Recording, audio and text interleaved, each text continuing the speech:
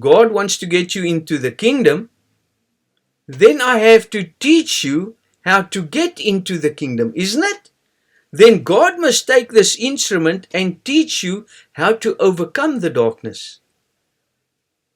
So I can also tell you, no, be careful that the darkness don't overwhelm you, and that's why we must be careful every day. I must prepare you so that those things don't happen to you. Isn't that the main objective? For me to protect you, for God to protect you, for God to prepare you? Yes. So it's no use I tell you all about God's power and how graceful He is and how merciful He is and all this. Yes, He can only be merciful, beloveds, if He brings His light to you.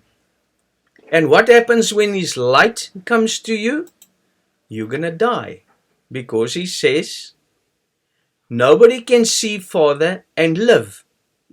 In other words, I am darkness. And if God comes to me and I receive light, it replaces the darkness. I die, and John 3:30, He says, I must decrease, you must increase. Father must increase within me. So I don't want you to read nice little things and cry and say, oh, that is so nice. No. What does God tell us? What does God teach you as the body? He says, when you seek, don't stop seeking. And when you find, you're going to be troubled. So when you hear the truth, now you know, but this isn't just a fancy words and, oh, praise the Lord and Jesus this and God that. Now I have to become. I am getting the formula how to escape from this world. I am learning how to ascend and sit in heavenly places with Christ. But if I tell you about these places and these things, and I don't get you there, what will the use be? I'm telling you about this beautiful island in Greece or in the Bahamas, and this is there and that is there, and I'm telling you that I also read in a book that this is what happens there, and I saw pictures about this. Now, I haven't even been there. But I'm telling you about the place where I haven't been. Isn't that what the world is doing? They're telling you about this God, and they're telling you about this Jesus that they're waiting for to come. What's the use? If we don't become that path, if we don't become that mediator, if we don't enter into the path, because Jesus Christ is the path which leads to God. And if you have to wait for Jesus to come, you're lost, beloveds. So I don't want you to be fooled by nice words and kind words and all these things. You are, he says, if you don't love death, you will not inherit the kingdom of God. If you don't truly want to overcome your mind, if you don't want to get rid of this world, you lost. So I must tell you how to get rid of your mind. I must tell, and that's not to get rid of your mind, to say, oh no, I don't want to do this anymore. I must teach you what to do. Because if I do things that's not right, say for instance, I smuggle drugs, say for instance, and now I give you something else to do. I teach you how to run a business. Now you don't have time for that anymore.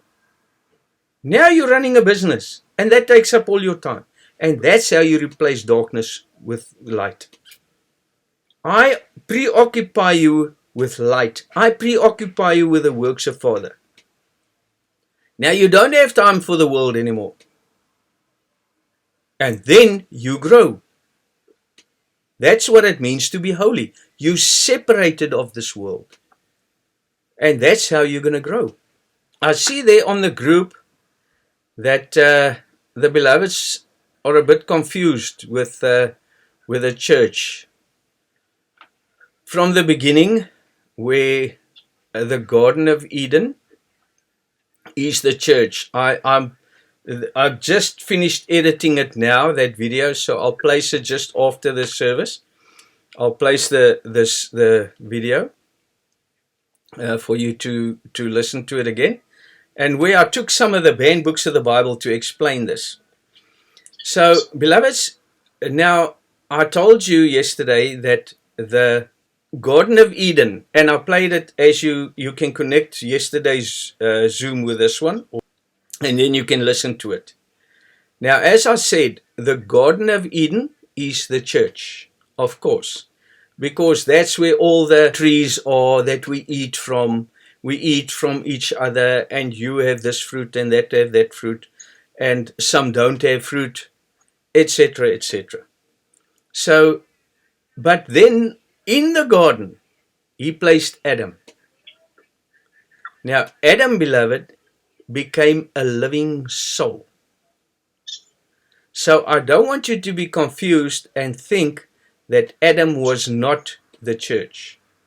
Because Adam, the first Adam is of the earth, the second Adam is the Lord from heaven, according to 1 Corinthians 15. The first one natural, the second one spiritual, which I'll also explain. Don't get confused, just bear with me now.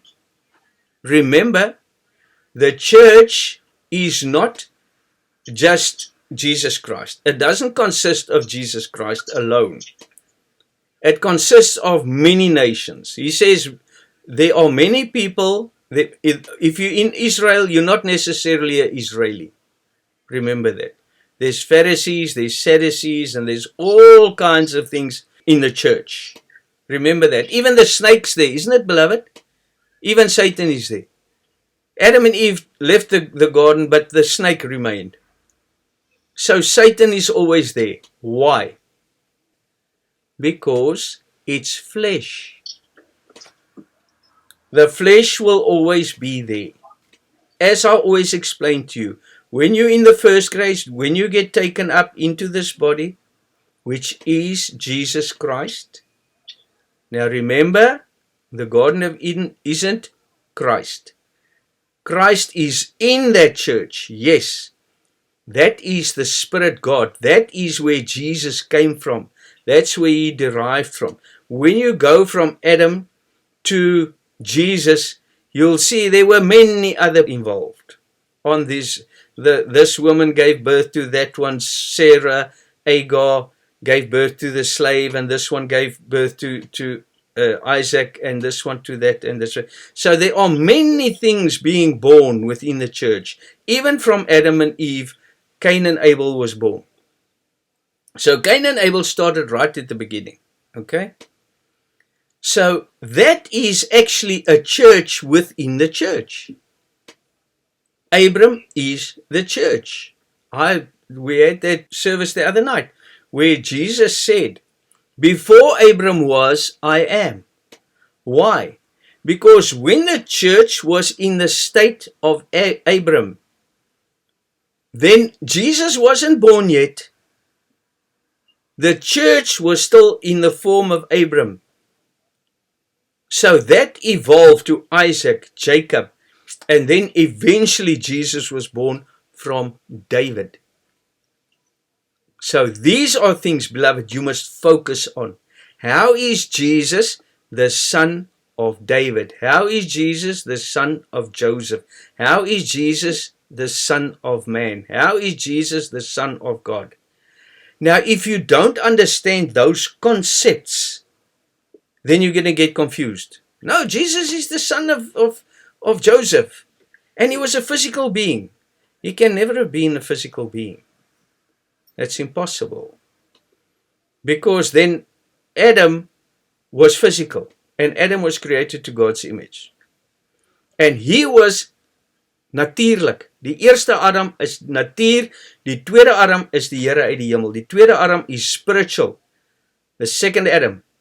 So how can the first one be natural, which wasn't natural, which was spiritual, and then the second Adam be a natural Jesus?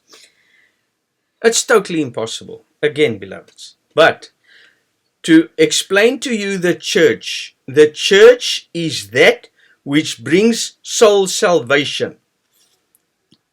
I've read to you so many things where the donkey that toiled for 100 miles, he walked in circles, working with a mill, crushing the corn, working in circles. He's tied to the mill and he's walking in circles, 100 miles, just crushing corn. He walked for 100 miles, but he never seen anything. When they loosed him from his work, he didn't see anything. And that is, beloveds, the danger about being in a dogmatic religion. Monday this, Tuesday this, Wednesday this, Thursday this. You're toiling and you're working and you're working, but you're not learning how to enter into the kingdom of God. He didn't see anything, or he didn't reach any place. With you, you are born free. You are born to enter into the kingdom of God. You are not defiled. When you're defiled, you are tied to somebody that tells you, do that, do this, do that, do this. And you just continue doing that, and I listen to nobody else but my priest, or my apostle, or my priest, or my deacon, or I don't listen to anybody else, because then it's not of God. Beloved, don't do that. Yeah, you're free. If you want to go listen to a yogi, or you want to listen to a Buddhist, or you want to listen to a whatever, and you think they're talking sense, just go listen. What they say, they have so much love and so much wisdom through thousands and thousands and thousands of years.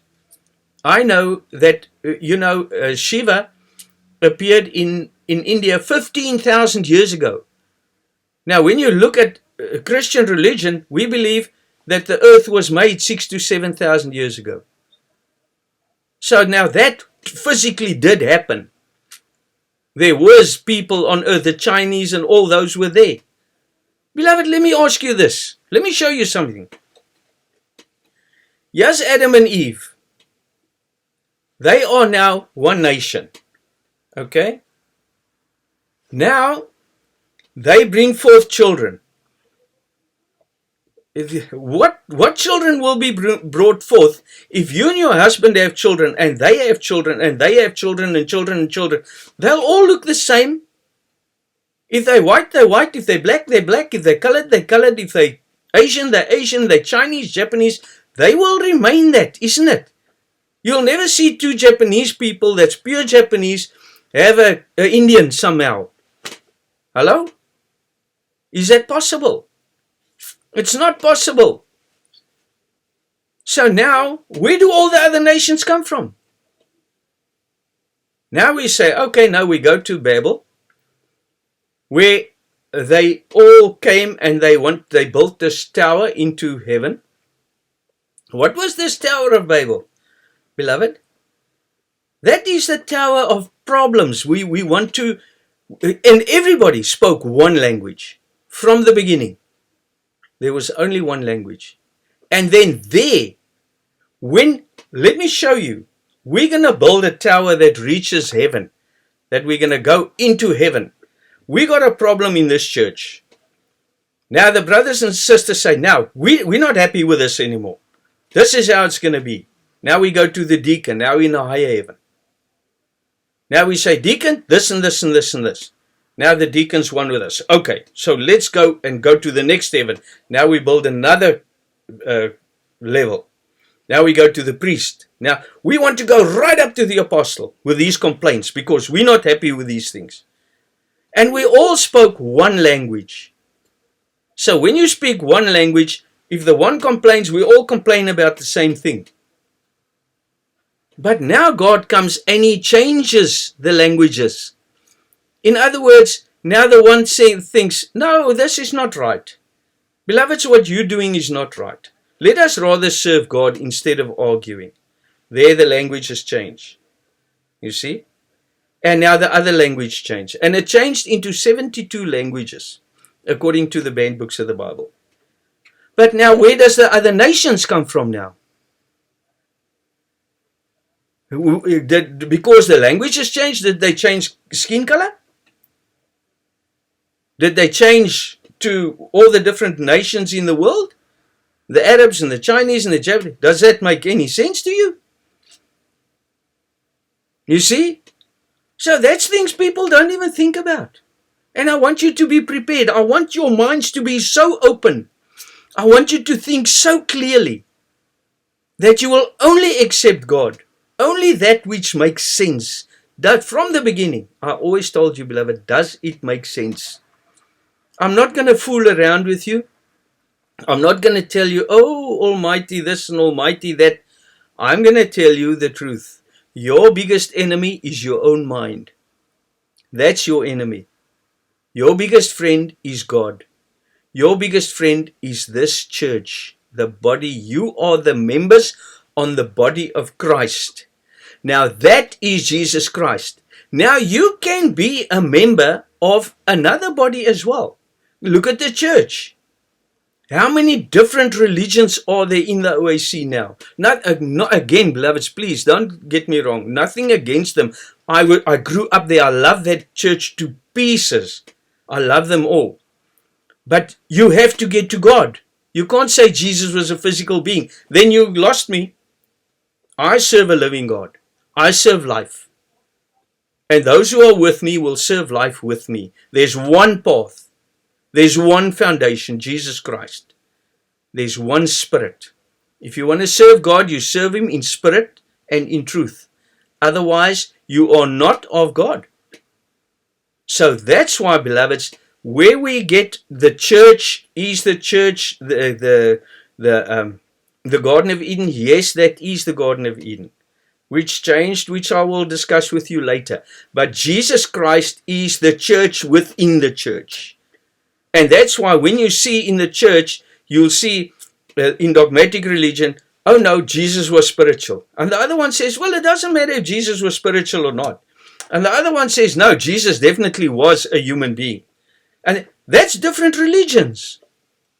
That one speaks this language, and that one speaks this language, and that one speaks that language. But Jesus Christ, the church, is the path which leads to God. Only through that body will you get to God. Even if there's many bodies in that religion. Because He says that, beloveds. He says, there came a new heaven and a new earth down from God from heaven. And the old heaven and the old earth passed away, and there was no more sea. There was no more sea. What is the sea? The sea of nations. All those different religions. Al die gochas and spinnekoppe and all those other things. We say this and they say that, and we say, but it doesn't matter. Let's all... No. Then you're defiled. When you have the merry mind that brings forth Christ, you listen to God. You will be testified and taught by the Holy Spirit, and Christ is born from the Holy Spirit. Only. If it's born from anything else, it's not Jesus, beloved. And what is that Jesus? Jesus is born by the Holy Spirit, the Spirit of truth. And what is Jesus? The Spirit of truth. I am the way, the truth, the life. Life.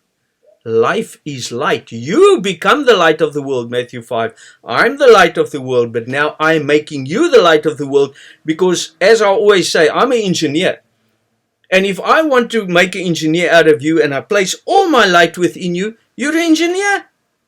Because you have all the wisdom of an engineer. If God lives within me and I place all the light within you by the word, you understand the path. I teach you the truth, the Holy Spirit, and the Spirit, the path which leads to God. I am the way, the truth, and the life, the mediator between God and man, that mediator. If there's no mediator, beloved, if you're waiting for Jesus to come, how are you going to get to God? What are you doing here? Then we can just all go party. It's a fact, isn't it? If I'm waiting for Jesus to come, I don't know the path which leads to God, and there's nobody leading me to God. Or I'm telling you, or I tell you, listen, we are waiting for Jesus to come. What are you going to do? Not one of you will be here tomorrow night. Why? Because I'm waiting for the path to come. I'm waiting for the light. If you don't eat my flesh and drink my blood, you have no life in you. So I have no life in me because I'm waiting for Jesus to come. So what can I give you? Only death. Die wat die natuur bedink is die dood. En dis vyandskap teen God, geliefdes. Romeine 8. Die wat vlees bedink is vyandskap teen God. So we don't think physically. God is the Word, Spirit, and that is the church, Jesus Christ. Now there are many bodies that you can become a part of. You can even start your own language. You can even start your own body by getting a few beloveds together and say, no, we're going to do this way. I don't believe in that. I don't like that one. Then you start those cliques that happens in dogmatic religion. En die met die grootste hoede, en die met die mooiste suits, en die mooiste Mercedes Benze, en hulle is nou een kant, en the others, they just there. Oh, we love them all. Jy lieg, man. We love each other, because we love each other's souls. We one body. If the one part of the body pains, we all pain together. And we heal one another. That's the God we serve. So we don't go around beating around the bush. If you do something wrong, I'm going to tell you, because the gifts are going to reveal it. Beloved, you know that we're the only church actually that knows how to reveal dreams now. And that's why Wednesday we're going to have another session.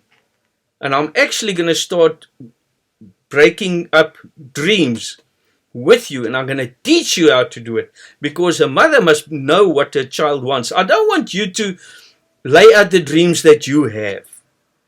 Leave that to me. I'll do that for you. If you know what it means, good for you. But God will always make it a little more difficult. If your child has a dream and you start understanding, you will be able to lay out that dream. But the dreams that are meant for me, you won't be able to lay it out. I'm telling you that. So don't even worry about it. But it's fine.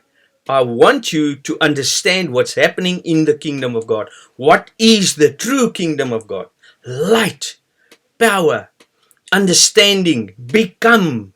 Beloved, you have to become the body of Christ. You have to become a Jesus. You have to become a Savior for somebody else. And if I don't give you that light, how can you save others? I don't want to give you all nice texts and you go to somebody else and say, ooh, kyk hoe mooi is hierdie. And Jesus is so wonderful and He died for your sins. So what does that mean to me? And Samson killed so many Philistines with a jaw of a donkey, and David killed Goliath with a stone in the head. If that happened physically, what's that going to happen? What's that going to mean to you?